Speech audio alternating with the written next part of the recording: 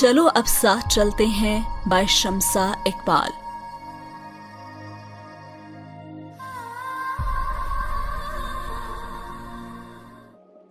دوسرے دن ٹھیک 5 بجے ماہین اور سعدیہ بیگم ان کے لان میں موجود تھیں اور کرسیوں پر برا جمع تھی۔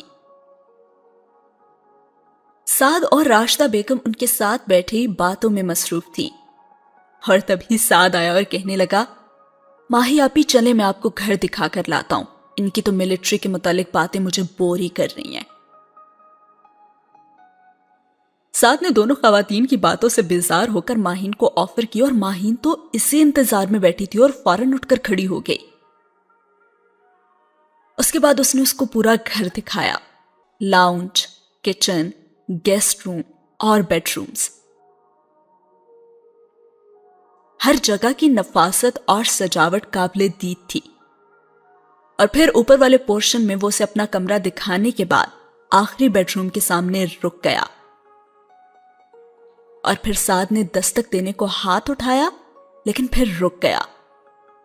تبھی ماہی نے اس سے پوچھا کہ کیا ہوا پارٹنر؟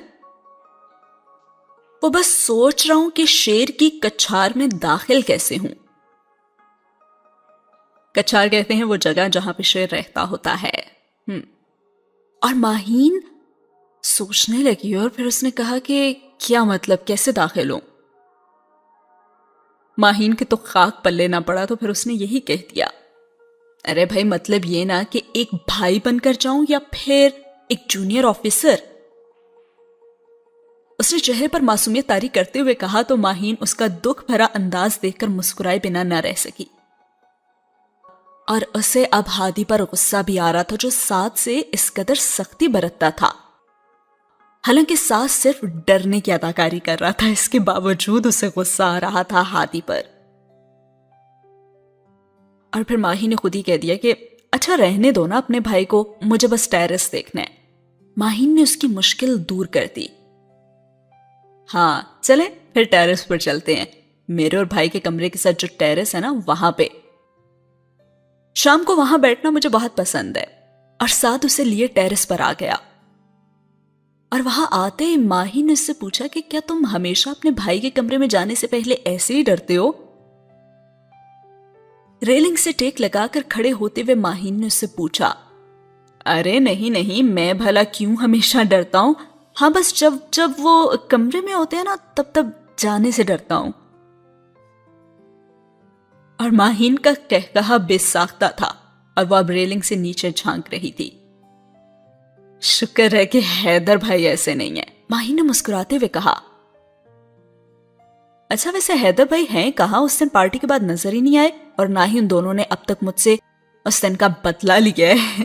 یہ خاموشی ضرور کسی طوفان کی آمد کا پتہ دیتی ہے، اسے مجھے ان دونوں سے نا ہوشیار رہنا ہی پڑے گا۔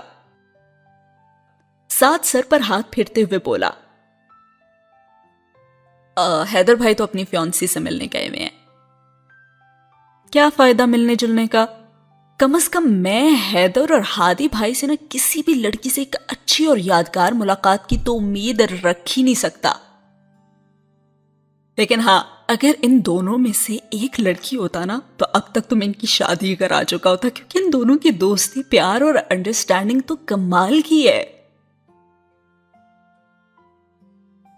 اور پھر ماہین نے بھی تبصرہ کیا کہ ہاں اس کا تو اندازہ اس گھر میں جگہ جگہ لگی ان دونوں کی تصویروں کو دیکھ کر ہو ہی رہا ہے۔ اور پھر سعد اصل مدے پہ آیا اور پوچھنے لگا کہ ایسے آپ یہ بتائیں کہ آپ کو کیسے لگے ہیں ہادی بھائی، کیونکہ ساری لڑکیاں انہیں دیکھنے کے بعد تو ان سے امپریس ہوتی ہوئی نظر آتی ہیں، لیکن یہاں مجھے ایسا کچھ نظر نہیں آ رہا۔ اس نے ماہین سے پوچھا تو ماہین کہنے لگی کہ سچی سچی بتا دوں مجھے وہ کیسے لگتے ہیں، تم انہیں جا کے بتاؤ گے تو نہیں نا؟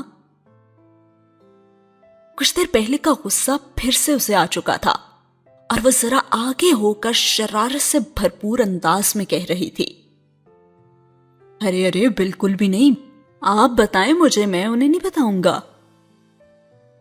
سعد نے فوراً حامی بھر لی، تم اگر شیر کہتے ہو نا انہیں تو مجھے وہ شیر نہیں ببر شیر لگتے ہیں، جن کی دھاڑ سے در و دیوار لرز اٹھتے ہیں۔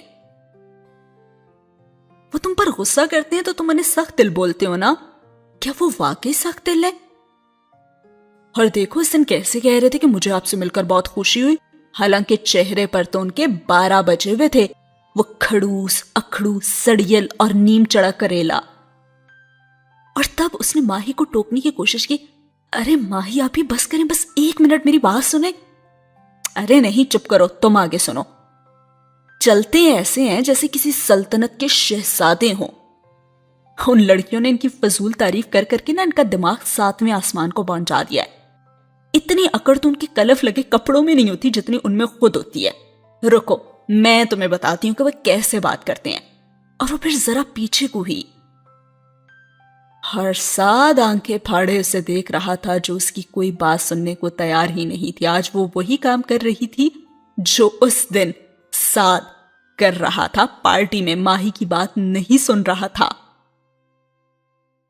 اور پھر ماہی نے پیچھے ہو کر کندھوں کو یکدم فوجی سٹائل میں کھڑا کیا اور اپنی گردن کو بھی ذرا اوپر اٹھایا، اور ساتھ ہی وہ اپنی آواز کو بھاری کرتے ہوئے ہادی کے سٹائل میں کہہ رہی تھی کچھ ایسے، سعد بہیو لائک این آفیسر، تم اب بچے نہیں رہے ہو، اور کھانا 10 بجے کھانا تھا سعد، تم لیٹ کیوں ہو گئے؟ اور سعد ہنسی سے لوٹ پوٹ ہو رہا تھا۔ اور تمہیں پتہ ہے وہ اپنی بیوی سے بھی نہ کچھ ایسے بات کیا کریں گے۔ ماہی ٹیرس کے وسط میں کھڑی ہو کر سعد کو بتانے لگی، دیکھو 10 بج رہے ہیں اور تم ہنس رہی ہو، تم جانتی نہیں ہو کہ یہ رولز کے خلاف ہے، جاؤ باہر لان کے 10 چکر کاٹ کر آؤ۔ اور یہ کہہ کر وہ خود بھی ہنسنے لگی، اور سعد نے ہنسی روک کر اس کے کندھے سے پیچھے دیکھا اور بولا، بھائی ماہی آپ کی تو آپ سے زیادہ اچھی ایکٹنگ کر لیتی ہیں، آپ کو مجھ سے بھی زیادہ اچھی طرح سے جان گئی اور اس سے زیادہ اچھی طرح بیان کر دیا آپ کو۔ سعد مشکل سے اپنی ہنسی روکتے ہوئے کہہ رہا تھا اور ماہین حیران ہو کر اسے دیکھ رہی تھی۔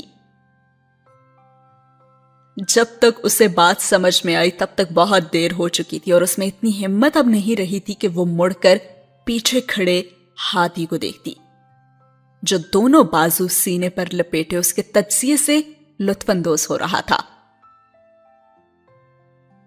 اور پھر ہادی کی سنجیدہ سی آواز گونجی، ہاں لگ تو ایسا ہی رہا ہے کہ کافی گہرائی میں جا کر تجزیہ کیا ہے انہوں نے میرا، کھڑوس اکڑو نیم چڑا کریلا۔ اور وہ کچھ دیر کے لیے اپنے لیے منتخب کیے گئے نام یاد کرنے کو رکا، اور سڑیل، اور یہ کہتے ساتھ ہی ماہین نے اپنی زبان دانتوں تلے دبا دی، ساتھ کے بچے تو مجھے بتا نہیں سکتے تھے، ایڈیٹ۔ ماہین نے سرگوشی کے انداز میں سامنے کھڑے ساتھ کو ڈانٹا، ارے میں تو کہہ رہا تھا نا کہ چپ کر جائیں، مگر آپ نے شیر کی کچھار میں جانے کے بجائے شیر کے سامنے کھڑے ہو کے اسے للکارا ہے۔ اب وہ ہمارا حال کیا کرے گا؟ خیر آپ تو مہمان ہیں، آپ کا تو لحاظ کر لیں گے، لیکن مجھے تو الٹا لٹکا دیں گے یہ۔ اور وہ مسکین صورت بنائے ہوئے کہہ رہا تھا، اور تبھی باہر سے لان سے سعدیہ بیگم کی آواز آئی تو ماہین کی رکی ہوئی سانس بحال ہوئی، جو کہ کہہ رہی تھی، ماہی بیٹا جلدی آؤ، کافی وقت ہو گیا، اب ہمیں جانا چاہیے۔ جی ماما ابھی آئی۔ اور یہ کہہ کر اس نے بنا ادھر ادھر دیکھے نیچے کی طرف دوڑ لگا دی، اور سعد بھی اس کے پیچھے پیچھے ہی تھا۔ ارے بیٹا دھیان سے چوٹ لگ جائے گی تمہیں، ایسے کیوں بھاگ رہی ہو؟ کوئی پیچھے لگ گیا ہے کیا تمہارے؟ سعدیہ بیگم نے اسے بھاگتے دیکھ کر ٹوکا۔ کوئی نہیں آنٹی، ببر شیر لگا ہے شاید ان کے پیچھے۔ ہادی کی آواز کانوں سے ٹکرائی تو اس کا چہرہ مارے خفت کے سرخ ہو گیا، اور ہادی نے مسکراتے ہوئے یہ منظر دیکھا۔ آنٹی ویسے اگر یہ ڈاکٹر نہ ہوتی نا تو ایک بہت اچھی ایکٹر ہوتی یہ۔ سعد نے اب ایک اور وار کیا اور وہ سر جھکائے کھڑی رہی۔ السلام علیکم آنٹی، کیسی ہیں آپ؟ اب ہادی سعدیہ بیگم کی طرف متوجہ ہوتے ہوئے کہنے لگا، اور وہ کہنے لگی کہ وعلیکم السلام بیٹا، میں ٹھیک ہوں اللہ کے کرم سے۔ انہوں نے بڑی نرمی سے اسے جواب دیا۔ आंटी आप पहली बार हमारे घर आई हैं ना, तो खाना खाए बगैर तो हम आपको जाने नहीं देंगे। हादी ने उनके साथ कुर्सी पर बैठते हुए कहा।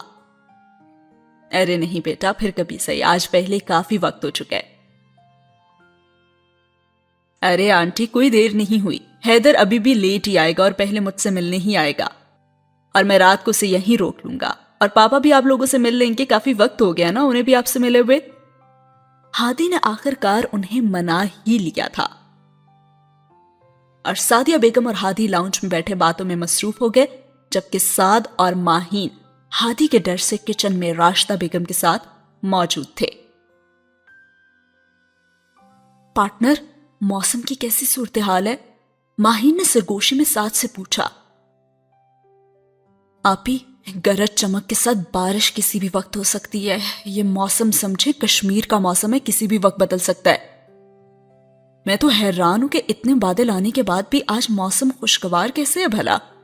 उसने भी सरगोशी में ही जवाब दिया। और उसके बाद खाने की मेज पर भी दोनों ने शराफत का भरपूर मुजाहिरा किया और महज मौसम की सूरत हाल पर ही तज्जिया करते रहे। इसके बाद साद तो आराम से खिसक गया आइसक्रीम लेने के लिए, तो बेचारी माहीन पीछे अकेली रह गई और वो लॉन में चहलकदमी करने लगी। अभी वो चहलकदमी कर ही रही थी कि आहट पर उसने मुड़कर देखा तो हादी चंद कदम दूर खड़ा उसे ही देख रहा था, और फिर वह चलता हुआ उसके पास आ खड़ा हुआ। आगे क्या हुआ जानेंगे अगले पार्ट में।